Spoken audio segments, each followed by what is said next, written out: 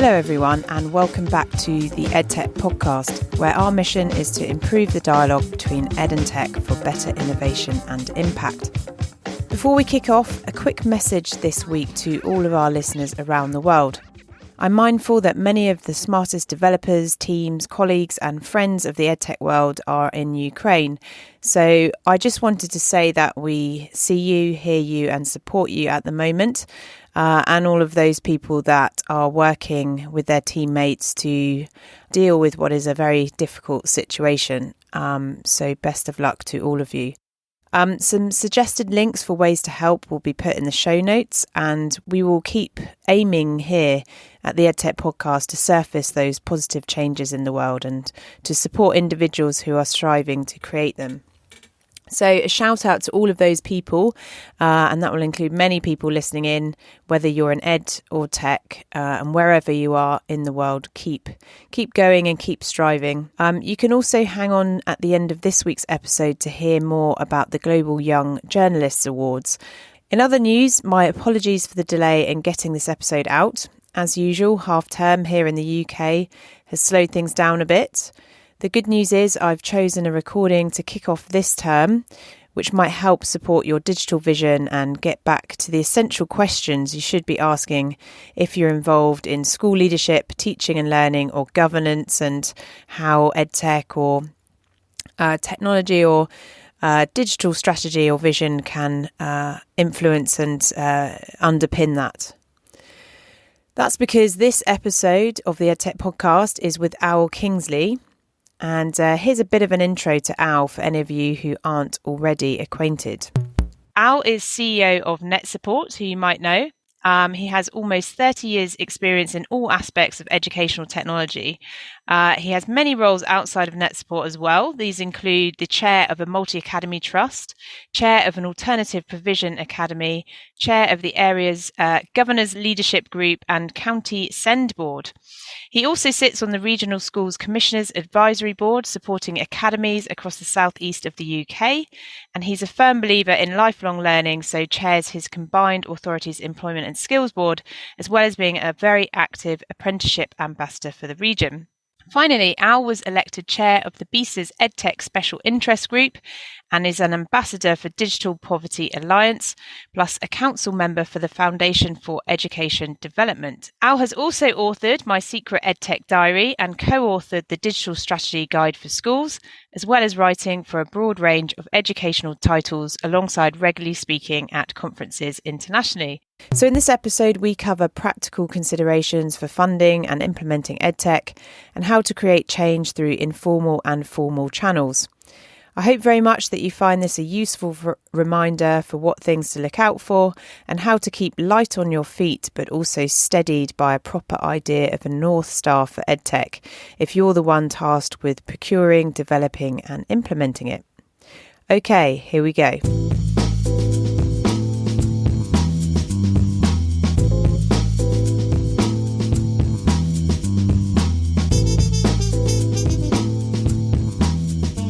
Some of this discussion today, I'd love to focus on My Secret Edtech Diary. The book covers everything from the history of EdTech to how to embed continual professional development in educational technology and how to use it effectively, digital strategy and what EdTech means for the future of work and our young people. As an aside, Al describes himself as an edu sponge. He was born on a business trip to Dublin and thinks the biggest myth in EdTech is that the more you have, the better you are. And he says that with intention and implementation, these are more important than volume. Al, again, brilliant to have you here and to learn. And I've had real fun delving into your book, and it's kind of a great way to take stock of the situation and everything that we've kind of been through over the last few years as well. Thank you.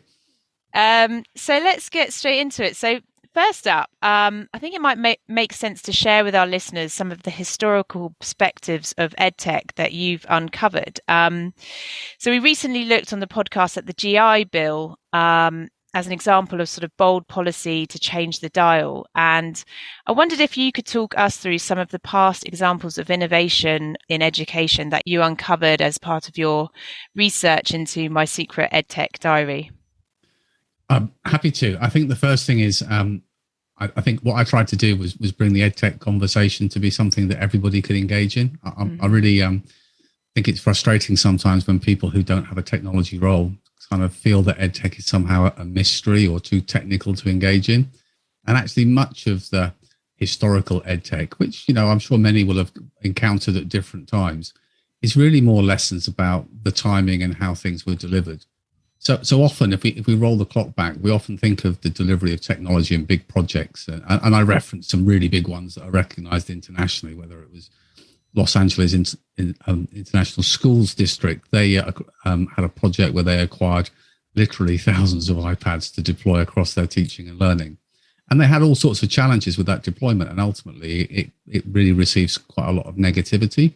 And I think when we look at the deployment of technology, the challenge we always face is, was the failure that the technology wasn't the right fit? Or was the failure actually about the implementation? Was it clear what we were trying to achieve, why we were trying to achieve it? And more importantly, and the reason I like to look back is because I think we encounter the exact same problems, sometimes on a much smaller scale, within our schools and multi-academy trusts now. And that question is always, does anybody actually understand what the technology's purpose is and how to leverage the most from it? Or are we simply saying, this is a trust-wide decision, this technology is going to be in your classroom, now wave that magic wand and make it have impact? And we can see it across all schools. And I kind of look back to perhaps some of the times where technology, for want of a better term, was forced upon us. We have all these kind of announcements of where there's new technology. Google were doing it with Google Glasses and this fantastic new technology that meant with your headset you could augment and show information. And their best example of why schools needed to invest in it was so that senior leadership could monitor from their headset and do observations of teacher practice. I mean, I can't think of anything more horrendous personally. But the whole point really was that often we see it when we make a decision, whether it's our core, student information systems, or whether we use it as part of our teaching and learning tools. Often schools and trusts will make a decision about a technology, implement it and install it. And the start of the academic year, we kind of kick things off with a 2 or 3 hour bit of inset where we get familiarization. And then it's really knock yourself out. And often all these paths lead back to the same thing, which is that the technology is not the key. The technology is the facilitator. The key is actually what we wrap around it in terms of actually making sure that people are confident to use it, it becomes embedded, and ultimately we can measure impact. And I think that historically has been the lesson more often than not. Of course, there are occasions where the shiny lure of a new technology, people invest in and find that it's not the right path. But more often than not, it's not the tech, it's the way that it's being implemented and used that's the real challenge. It's really interesting. You mentioned the Los Angeles Unified School District and their sort of one-to-one project, and then Amplify, which was Rupert Murdoch's background company behind that initiative, and then a couple of others, perhaps looking here to the UK, some of the narrative around whiteboards and building for schools and that kind of thing. And I was sort of thinking about what all of these projects had in common and how we could learn to avoid missteps like these in the new era of EdTech, if we put it like that. I think it's possibly sometimes, Sophie, that when something is used and maybe in a local context, it makes sense. We're very quick to say that's the policy that we'll take forever and a day.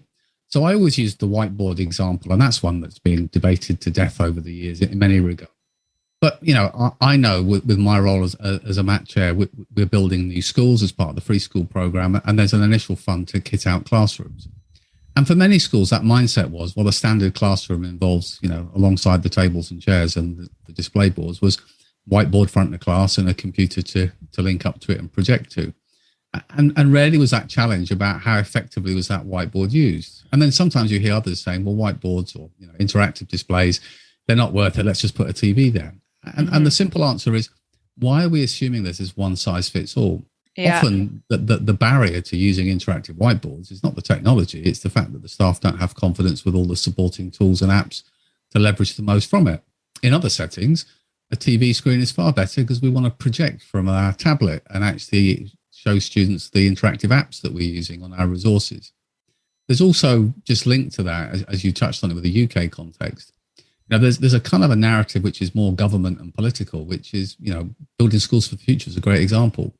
we get this funding to build a lovely, shiny new school, and we get some funding to go with it to put this amazing technology in place. But then 4 years later, 5 years later, when we start to look at refreshing that technology, there's no continuity of funding that allows that huge influx of tech to be replaced. So we see our classes of 30 tablets suddenly becoming 29, 28, 27. And when it's time for refresh, the school can only refresh a small proportion. And that was a challenge with BSF. But, let's learn our lessons. We've just had an influx of technology into our schools, courtesy of the pandemic coming from the government. And we're saying, let's make sure all our learners are more digitally literate and we're utilising this technology. Good, it's public money. Let's get the most out of it in our classrooms. What are we going to do in 4 years' time when all that technology needs renewal? Is there another pot of money coming to cover that outside of the normal school's budget? Or are we going to see again that curve where suddenly we see a reduction in available technology in the classroom? I think we've often seen on a smaller scale schools that have spent some hard-earned budget and they're using it to acquire some tablets, but don't necessarily look at the infrastructure potential. So actually we're going to have to invest on more access points to get the most of it around our school. Or as you say, that big element of, well, what are we putting aside for the professional development? Is it the tablet in the hand that will unlock the teaching and learning experience? Or will it be the selection of resources and how they're deployed by the teacher and to the students that will make the difference? And if it's the latter, how are we going to make sure that they've got those skills? And it often gets forgotten, but what about the IT team? We kind of have a mindset that whenever we choose apps from a pedagogy point of view, if there's a problem, the IT team are automatically the experts because it's tech. But often that isn't the case. And so that training should involve all those staff, whether they're using it or supporting it, to really understand how to leverage and support the most from it. And I'm kind of interested in your perspective as well. So, something I've noticed on the podcast over the sort of 6 years that I've been running it is perhaps in the beginning there was this more of a fever around the kind of amplify end of things. So quite often venture capital backed, out of California, probably lacking any real sort of pedagogical insight on their board. And sort of has a touch of the sort of Silicon Valley savior complex of, we're gonna bowl in and we're gonna sort out teaching and learning around the world. But the conversation does seem to have got more sophisticated over the times that I've been running the podcast, and I think people now are a little bit more attuned to.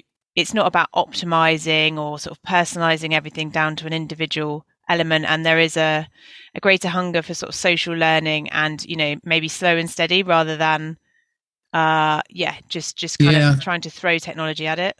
I think you're absolutely right. I mean, I think whenever there's two kind of mindsets when it comes to technology. One is we'll create something and then we'll convince the audience why they need it, and that rarely has long-term benefit and impact, not least within the education space. And then there's the other, which is something that I talk about a lot, which is about how the market and the mindset has moved to that co-production model, which is actually you need to understand the setting, the environment, and what the challenges are to deliver effective solutions. And that's changed now in recent years. And absolutely in some of the narratives and conversations you've had, that's reflected in the sense that one, we're making sure that we're picking tools that are right for the setting. So that mindset of who's got the most bells and whistles on the product isn't necessarily a measure of which is the best product. And then the second behind it is that kind of evidence focus now. So if it's pedagogical, where's the backing evidence, the research that shows that what you're offering will have a positive impact in terms of outcomes? Or that kind of where are the case studies, the kind of the evidence behind it in terms of other people who are using the technology who can support it. And I think that's a catalyst of the fact there's so many choices out there. I think it's a positive. You talk about the kind of some of the early venture cap. That was a mindset to create a market, create a niche, and ultimately it's about making money. I think that mindset's flipped now. There's an awful lot of investment in EdTech. And in many cases, that's investing in businesses for the long haul. There are still some looking for the short-term gain. But I think you can often take a litmus test from the financial markets to recognize there is an expectation, and they're probably right, that in the coming years, there is going to be greater focus and greater opportunity in terms of the choice of educational technology products. And that's a great opportunity for schools, but it also comes with that double-edged sword, which is if there's 2-3 times as many solutions to pick from, we're going to have to get more savvy in terms of how we pick the right solution. because we haven't got the time to try everything, and we haven't got the funds to make mistakes. Mm-hmm. But we want to balance that with the fact, something we learned very much over the last 18 months, is where teachers are empowered to take risks. And I use to take risks in the kind of controlled sense of go out, try new things, because we had to in many cases. That was the catalyst to continue the teaching and learning experience. Actually, that is the catalyst for innovation, actually breaking out of the norm of what we always do to see if there are other things that might add value. Yeah, and you talk about in the book sort of having an appetite for seeing new innovation come through. So I think a lot of people who listen to this podcast be familiar with the sort of incumbent brands that are out there, but you know, you're quite passionate about creating a space for new innovation. And you had your Check It Out show, which allowed some of this surfacing of innovation and discoverability of new things that are being put out there. I just think wondered, like minds there, Sophie. I mean, I think it's the same kind of thing that you're doing with your podcast, isn't it? Yeah, I mean, what I liked about your book, that I think when I set up the podcast, the idea was that, you know, people at the time were quite sort of entrenched in their camps, that either, you know, there was EdTech, which was about sort of commercial companies making money, not understanding the mindset or the situation of teachers or school leaders. And then there were schools which were, you know, completely oblivious to what could potentially help them, and were not up for doing any pilots or. And actually, what I realised is, look, you know, you're both in this for the same reasons. If someone wants to make a quick buck, they're not going to go into EdTech. So, you know, there was a chance to bring those conversations together and co-create, like you said. So that was the kind of, and I think you talk about that in the book quite a lot. So, but yeah, I just wondered from those conversations that you did and from putting the Check It Out There show out there, were there any, you know, particular products or services that sort of stuck with you, or teams where you thought, actually, that's really cool? I think I always try and kind of be independent of all the different brands. I think one thing I try and always share, and I appreciate you kind of picking that up from the book, which is it's very easy to get entrenched on a couple of the big international brand names that offer our solutions, the platforms for what we do within our schools. And increasingly, we need to think of EdTech in our schools as being something a little bit broader than just the classroom, because it actually encompasses the whole of the school setting. But what we've seen, and I think where the real value lies in EdTech, and certainly thinking in the UK context, is that actually we've got a massive ecosystem of smaller businesses creating solutions, that co-production that you referred to. And many are teachers and educators who have come from their classroom practice, identified challenges, come up with new opportunities. And I think for us, that's that bit about bringing the sector and the customer together, in that we actually need to develop and foster that, because that's largely where all the real innovation and insights come from. So what I discovered, and the intent of doing the Check It Out show was very much, well, we'll do an episode or two and it will substitute not having some of the face-to-face events that were available, was really just the breadth and diversity of solutions that are out there. And under solutions, we can include services as well. So we kind of think of EdTech, and our natural persuasion is to jump understandably into the teaching and learning sense, and we're providing curriculum resources for X, Y, or Z. But actually the breadth, whether it's the communication platforms or the support for staff and student well-being, or the different tools that can help level the playing field in terms of, you know, equity of access and supporting our SEND learners. There's such a diversity of solutions that I think what we really need to be really aware of is not trying to put things into one or two boxes. And I do worry, and I share it in the book, where we've all been kind of following a narrative, courtesy of a few big vendors, that the cloud is the panacea to everything. And we have to remember that if you want to be a solution provider in the cloud, you're paying somebody to be there, and you're paying somebody whenever your technology is used. And that can sometimes be a barrier for some of the smaller adopters to come into the market. And we need to be kind of mindful that actually one size, again, doesn't fit all. Sometimes solutions right there on the desktop, local in the school, make perfect sense. And other times up there in the cloud is absolutely the way to go. So really in the book, and you know, I really appreciate the time you've spent having a look through there. As much as anything, I try and pose the questions to challenge, to ask, rather than the solutions. because I do think every school and every setting is different in terms of their particular needs. One of those examples that I really loved was a staff survey that you put together. So, some questions that you could consider sending your school team to really evaluate their competencies around digital. It's interesting. I know that you've got great experience in the sort of governor role, and I've recently just joined as a school governor, and I think something that there's the school governor role is obviously strategic. It's not about getting into the operational.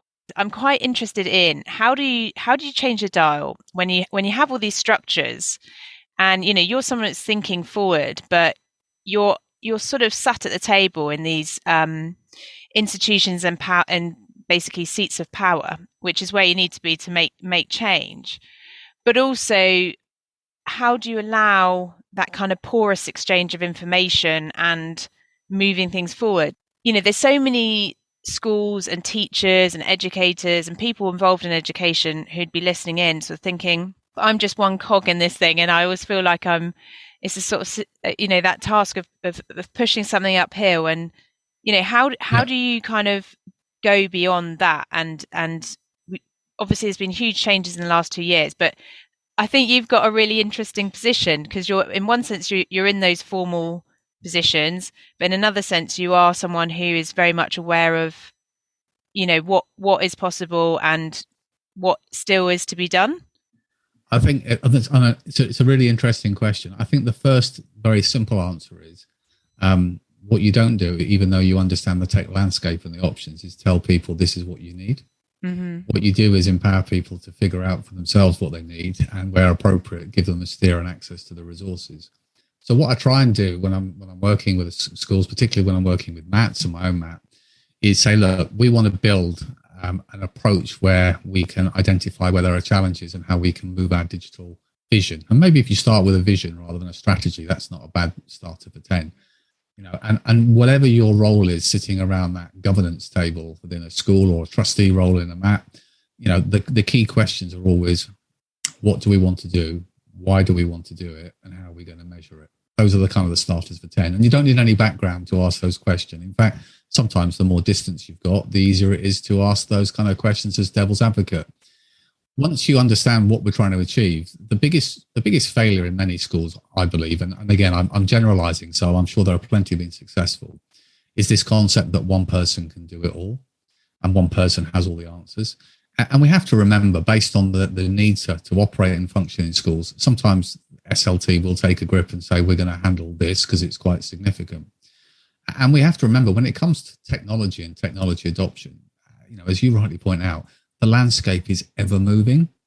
So when we think about what do we need to do and what's going to have the most impact, actually, those of us who are sitting from an SLT perspective are not necessarily the people with the most current experience and understanding of what really does or doesn't resonate in the classroom, what does or doesn't save time, what doesn't get greater engagement from our students.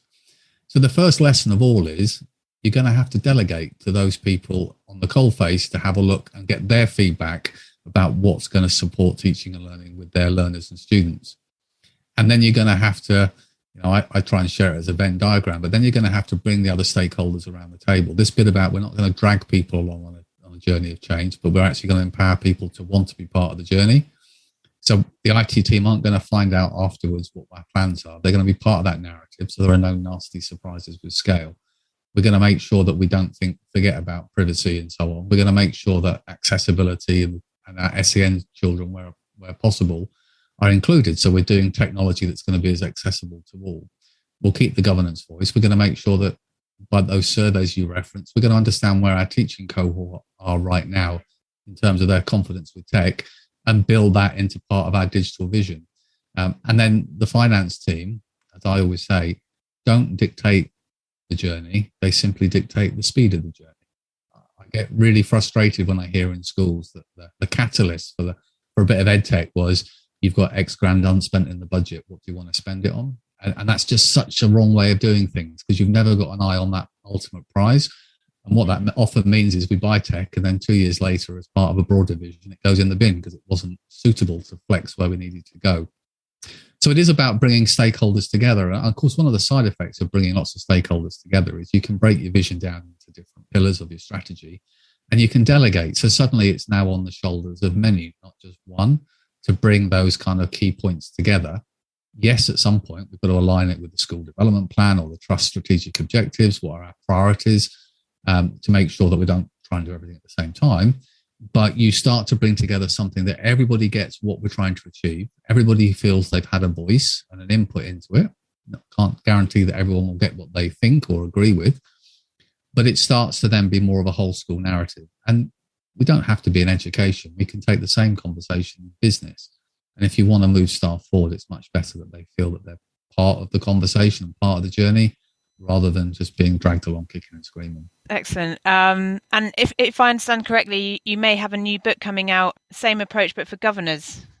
I am working on my secret governance diary. Again, my secret's not much of a secret, but for those who have picked up on the title naming, there's a nod to Adrian Mole somewhere in the title.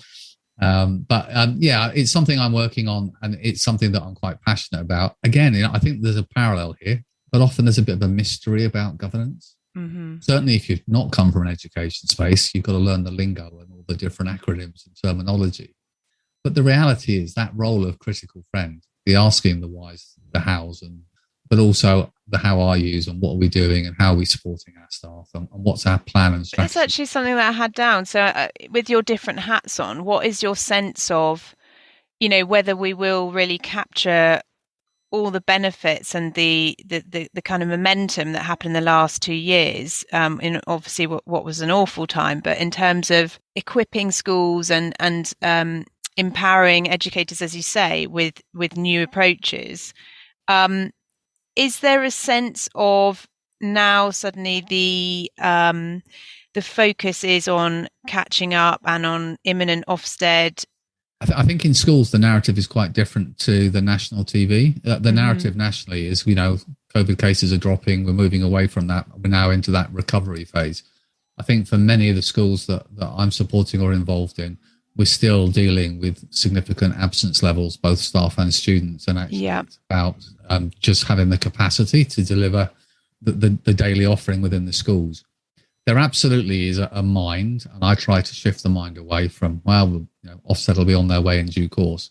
But actually, most of the schools now, leaders, for the right reasons, the reasons I guess why they're in education, has been focusing around getting children in the right mindset to learn. I think the idea of trying to focus on catching up if you haven't got children in the right place where they're ready to learn emotionally, and that kind of support, and putting the effort into some of those more, the experiences, the things that actually are an important part of a child's learning journey and things they've missed most in the last couple of years, I think is really, really key. And I think, again, it's not something that you're going to magically fix in a few months. This is something that will take some years for some of the cohort to really rebuild on. When it comes to catch up, and again, I really don't like the term, because I think sharing that with children or reflecting as something you've lost is never a good starting point. But looking at how technology can support. So maybe one strand might be about, at secondary level, the technology we can use to provide additional personalized learning that will help alongside the normal teaching and learning, give children stretch or an opportunity to revisit and rebuild some of the kind of core foundations on a topic.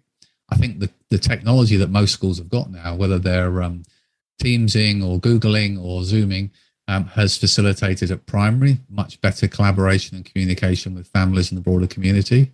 And certainly within families, there's an opportunity to develop that, being key to a child's learning, particularly for early years in Key Stage 1. And we've got some real gains on that. We've seen the use of technology that's been used for remote parents' evenings being something that schools want to continue to adopt, probably in a blended model during the year. But we've had in many schools a significantly enhanced engagement with some of our harder to reach families. Perhaps in one sense, it's just more accessible for families that are busy working. For others, I think it's actually a nicer way to communicate about your child than being in the sports hall with their peers, families sat over your shoulder. But it's also been a big plus for well-being for staff by keeping things on task, on schedule, and not being late nights that they weren't expecting.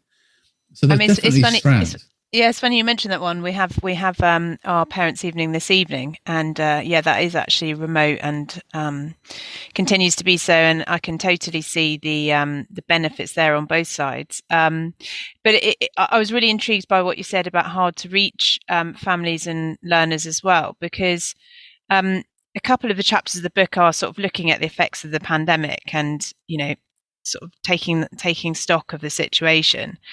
And EdTech was incredible in terms of the millions and millions of learners that were able to carry on their learning. But one thing I'm sort of pondering myself is, for those children or learners that went missing in action during lockdown for one reason or another, and didn't engage with remote learning, whether there was anything that you kind of reflected on how we might improve services or connections for those students. So, strategy around that lack of engagement. And, is there something where for some of those learners when they're in school, it's almost like a captive audience, isn't it? Which doesn't mean that they're engaged in a better way. No. But yeah, I just wondered what your thoughts and conversations were around that. I'm really glad you touched on that because I think it's so critical. And we can look at that and have that conversation both at national and local and within the school level. So first and foremost, one of the barriers is ultimately about that digital equity. And many schools worked hard to make sure children have access to devices, but connectivity was often a challenge. Some schools provided 4G dongles or other aspects. Some, and again, it's built into that longer term strategy of solutions we adopt, recognize that some technology, some platforms were more device agnostic and would flex better than others. So a child having a mobile phone at least meant there was some device for connectivity and engagement in teaching and learning. I think some of the schools, absolutely, we've learned that some of the reasons why children didn't engage, and obviously there's a large range of reasons why, but for some was the fact that we assume that our children are digital natives. Their technology just is something they can use and interact with, when in reality, just because a child's confident with a bit of technology doesn't mean they're confident in the systems that we've chosen for our school. And some struggled with how to actually access some of our learning platforms and engage with some of the resources. And that tied back to if we're surveying our staff about their tech confidence, which will feed into a continuous professional development, schools needed to be doing the same surveys with children and for the younger children with parents about their confidence with the core platforms the school were using, accessibility and availability to technology. Now, that became part of that narrative around should we be doing everything synchronous or asynchronous? And obviously that kind of blended model that arrived from that, and recognizing that some of our learners, when there were 2 or 3 children in a household, they couldn't all get the technology at the same time. So having offline exemplars and resources they could access at different times was another kind of strand. I mean, moving forward, we've got more devices in our schools, not perhaps enough, but we've certainly got more. There's still the challenge about connectivity. There's still the challenge to recognize that, not every lesson and every subject, technology is the key. In fact, there's plenty of good teaching and learning in classrooms that doesn't involve any technology at all, and long may that continue. But I do think if we start talking about access to personalized learning tools, access to other online resources, curriculum resources, then yes, absolutely, there's more work to be done in us thinking about the tech that we own in schools as not being purely an in-classroom device, but something that we can share and learners can have access to, particularly if we think of our pupil premium children and others where we want to make sure that they've got access to technology outside. And that's why I think it's essential when we look at tools. We don't want tools that are locked down to one platform only, because I think that limits choices. And are you doing your meetings? Are they all remote? Well, I have a role as chair of the trust. So local governing body meetings, trust meetings are predominantly remote. And again, that's convenient for lots of working people. Roll the clock back 20 years ago, and no offence intended, most governing bodies were made up of retired people who wanted to support and share their experience. Based on the dynamic now of having that skills matrix of different voices around a table, often it's now working people, and sometimes connecting in is better than them having to send their apologies. But we are now starting to move to having some of our key meetings in school, because I think it's really important that you are constantly on a pulse with what's happening in the school and engaging with staff. Number one role I have as chair of the trust, believe it or not, is not the challenge side, is the how are you doing? Providing the support for our leadership, because we've got so much focus on well-being for our staff alongside our students that it's actually very easy for the senior leaders, trust leadership, to kind of not worry or not think about themselves. And that's key to our long-term capacity and ability to support across the trust. So that's something I think is much easier over a cup of coffee, albeit socially distanced, and have those kind of conversations. Yeah, definitely. So I've got two more questions here. So one was, I was really intrigued. I think there was a comment in the book around how, and this might be contrary to how some people imagine things, but how young people's experience of use of technology in schools is actually feeding into their expectations of use of technology within the workplace. And I've had a few interesting conversations over the years about, people or certain parts of the education sector try to usually claim, who is the most innovative and who's letting the side down. So, perhaps it's university saying, well, they don't equip them well at school and they don't know what they're doing by the time they get to university, or further education colleges, or in the workplace saying, well, they haven't got the skills that have come through school. So it was like interesting to see that from your perspective, actually, now we've got young people that have quite an advanced use of an understanding of digital literacy, and that expectation is now filtering into their perspective in the workplace, and perhaps sometimes their disappointment. Yeah, I think there's a number of domino effects that goes on. I mean, the first is we've got our children who certainly the recent months and the last couple of years have acquired some additional digital skills and that ability to communicate effectively online. So the first challenge we've got, and the domino effect, is we don't want to lose that for the rest of their education journey. Then they're going to go to university potentially, or they're going to go and do a degree apprenticeship, or they're going to go straight into the workplace.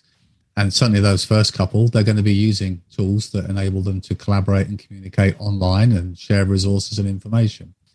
When they go to the workplace, we've got the right now, which is businesses learning to adapt in the same way as education have, to leverage the benefit of technology for operational efficiency. But we've also got that bigger agenda, which is always paramount on schools, which is equipping our learners with the skills they need for the workplace. Well, the workplace has shifted significantly in the last 18 months. The context and the concept of the office has moved for many to be a virtual space itself. But we're also thinking, well, what are the key skills that children are going to need in the workplace in 5 years from now, 10 years from now? Such is the pace of change with technology and the way that it's interwoven into businesses. That skills agenda, I think, is going to continue to increase, to be paramount. That we don't want our learners leaving school with fantastic knowledge, but not the skills to actually access and utilize that knowledge in an effective way. So I think it kind of amplifies through that businesses need to flex to make sure that they've got an environment that's going to be challenging, stimulating, and more importantly, they can get the most out of their new cohort that arrive from schools in the coming years. And as schools, we've got an obligation to make sure longer term that part of what we're offering our children is not just the social and emotional skills, but also the digital skills to empower them to be most effective in their adult lives. Yeah, I feel quite passionate about that, actually, and also passionate that it's no longer acceptable for anyone within the sort of education space, I don't believe, to sort of say, oh, I don't do tech, because, in some ways that's quite flippant and funny, but in other ways it was like, well, that is the world that young people are going into now. Not every role, but technology does have an impact on pretty much every role. To some extent. So yeah, it just seems like a part of the responsibility of equipping young people, as you say, to, think about our own capabilities in that sense. It doesn't have to mean that we're coders, but just having a sense of what influences are shaping the world, and technology is one of the very big ones. So yeah, I think it gives us an opportunity when we talk about tech and digital skills and accessing online. It also ties in with that broader narrative about we want to equip our young people with the skills to be safe online. conscious of their digital footprint. And the last couple of years, we can put the pandemic to one side, but we've only got to think of the Brexit word and elections in North America to recognize they also have to need the skills to validate information, challenge the source, understand how to research and be informed themselves. And I think that's fundamental to anybody now who's coming through the education system. That's so important. Absolutely. And so the final point was just thinking about your new role within BISA, and sort of chairing up the EdTech chapter of the British Educational Suppliers Association. So any sort of hopes and dreams for that role? And what are you excited about taking that forward? Well, I'm certainly excited, and it's a great group. It represents a large part of the UK EdTech space. I don't have any significant aspirations in the sense that I already think they're a great group and we've been effective and working cohesively. What I do hope is that there's a recognition that there's a natural persuasion for government to try and always funnel things through a system. If you want to buy technology, go to this one place at government and buy it off a list. If you want something else, go to this place and get your furniture from another list. Where actually we've got such a thriving EdTech community. What I have always tried to do is empower that narrative and that voice to encourage lots of the small vendors, the new innovators, to have an equal voice. But I also think we've all learned, and most schools I would sincerely hope would agree with me, that actually we don't want to buy technology as a transaction. This is the cost. This is what you buy. There's your invoice. Goodbye. Actually, the successful vendors are ones that build relationships with schools, that you actually buy into a long-term relationship where you're, as a vendor, learning from the school, getting feedback that helps fine-tune and adopt your product. And from a school's perspective, you're not just buying a product, but you're providing that support, that training, and that ongoing relationship.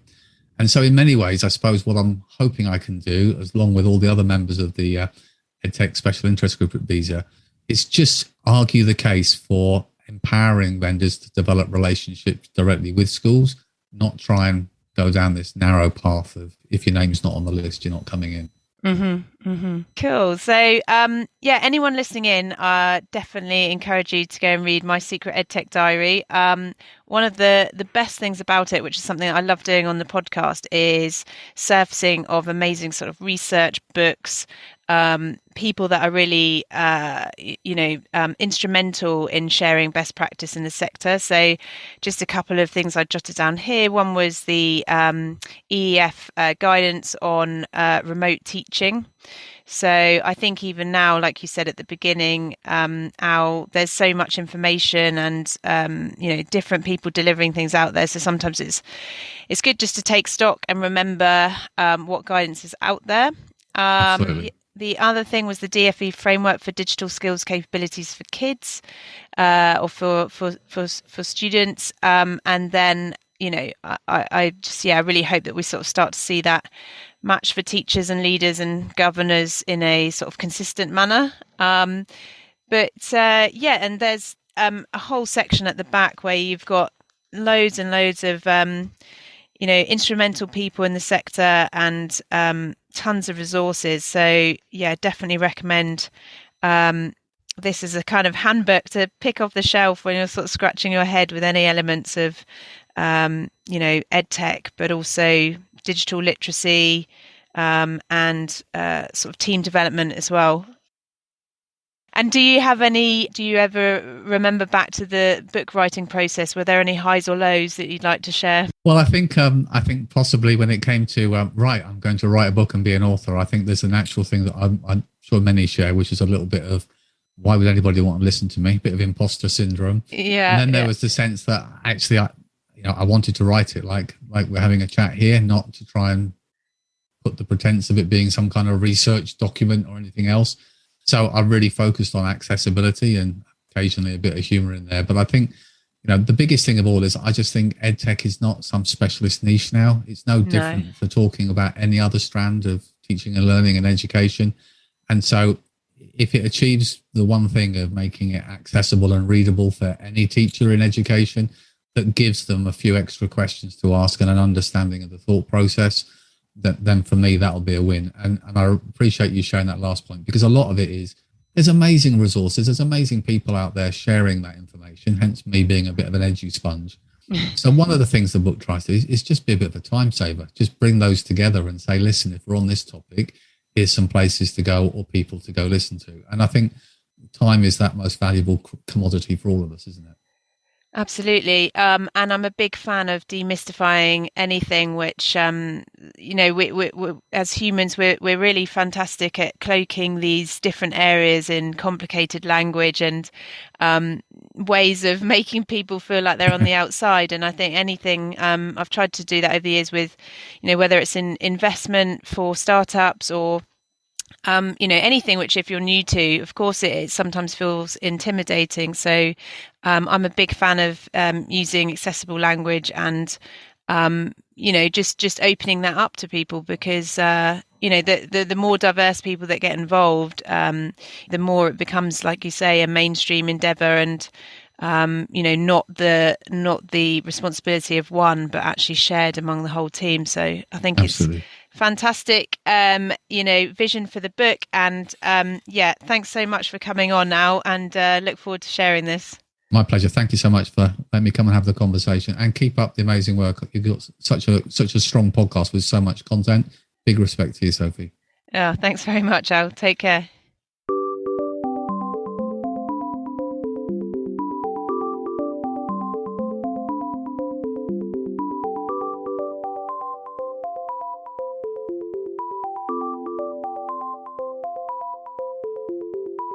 That's all for this week's EdTech podcast. Don't forget to rate and review and stay subscribed for upcoming episodes from the European EdTech Alliance. What else? The Global Young Journalists Awards that I mentioned. So the competition is open to students aged 18 and under and will make 10 awards as listed below. So those include things like Environment Journalist of the Year, Race and Gender Journalist of the Year, Sports Journalist of the Year, Political Journalist of the Year, Interviewer of the Year, etc., etc. Each category is open to work in any medium. That's quite cool. And the deadline is the end of April this year. And the awards are run by The Day, which is a daily online news title for schools and colleges. And they already have 1,300 subscribing member schools. And they're growing apparently at 20% per year. So that's pretty cool. With an average daily readership of 378,000, which I think they claim sort of challenges some of the tabloid circulation numbers. So the aim of the awards is to light a spark in thousands of young people and inspire a new generation of great reporters, photographers and editors. So if that sounds like someone you know, a young person that might be interested in that, then do go and check out the link, which we'll again include it in the show notes. Coming up on the podcast, we've got episodes on female edtech entrepreneurship. We will also be recording a live episode at BET on the importance of skills and thinking about that within the school age context. And some other things in the pipeline. So subscribe, share, listen and comment as always. And take care, everyone. There's a lot going on out there. So, take care. We love having you as our listeners and see you soon. Bye-bye.